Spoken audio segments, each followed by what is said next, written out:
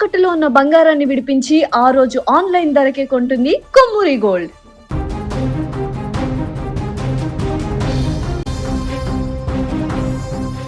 తెలుగు చలనచిత్ర పరిశ్రమలో మరో విషాదం చోటు చేసుకుంది. తనదైన నటనతో, విభిన్నమైన పాత్రల నిర్మాణంతో దశాబ్దాల పాటు ప్రేక్షకులను అలరించిన ప్రముఖ నిర్మాత, నటుడు త్రిపురనేని వరప్రసాద్, అందరూ ప్రేమగా పిలుచుకునే చిట్టిబాబు ఇక లేరు. గుండెపోటుతో ఆసుపత్రిలో చేరిన ఆయన చికిత్స పొందుతూ తుది శ్వాస విడిచారు. ఆయన మరణ వార్త వినగానే టాలీవుడ్ ఒక్కసారిగా దిగ్భ్రాంతికి లోనైంది. వెండితెరపై ఎన్నో పాత్రల్లో ఒదిగిపోయిన చిట్టిబాబు ప్రయాణం అకస్మాత్తుగా ముగిసిపోవడాన్ని సినీ ప్రముఖులు జీర్ణించుకోలేకపోతున్నారు.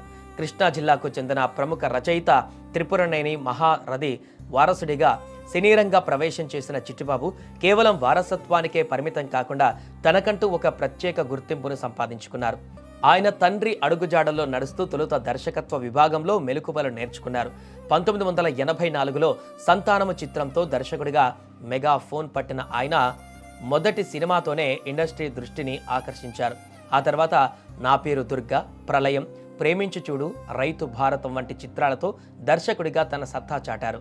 కేవలం దర్శకత్వానికే పరిమితం కాకుండా నిర్మాతగా కూడా తన అభిరుచిని చాటుకుంటూ పలు చిత్రాలను నిర్మించారు. నటుడిగా చిట్టిబాబు ప్రయాణం అత్యంత సుదీర్ఘమైనది. సుమారు 40 ఏళ్లకు పైగా ఆయన నటుడిగా కొనసాగడం విశేషం. 1976లో గరుడాచలం సినిమాతో నటుడిగా తన కెరీర్ను ప్రారంభించిన ఆయన అప్పటి నుంచి నేటి తరం సినిమాల వరకు తన ముద్ర వేస్తూనే వచ్చారు.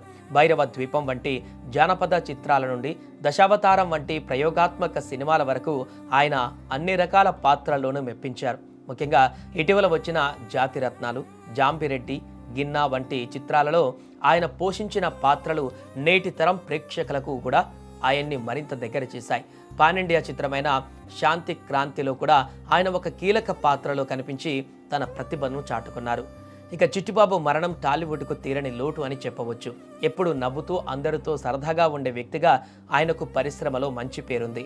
ఆయన కేవలం ఒక కళాకారుడు మాత్రమే కాదు, సినిమా రంగంలోని అన్ని విభాగాలపైన పట్టున్న ఒక పరిపూర్ణ సినీ మనిషి.